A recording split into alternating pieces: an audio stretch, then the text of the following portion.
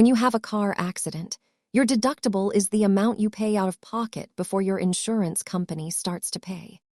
Think of the deductible as your share of the risk. It is a set amount you agree to cover whenever you file a claim.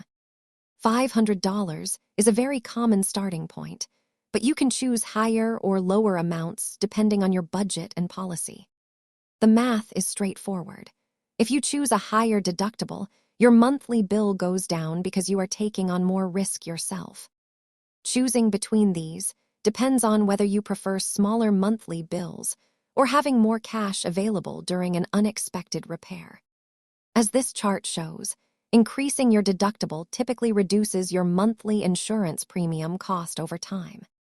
The best rule of thumb is to keep your emergency fund large enough to cover your deductible at all times.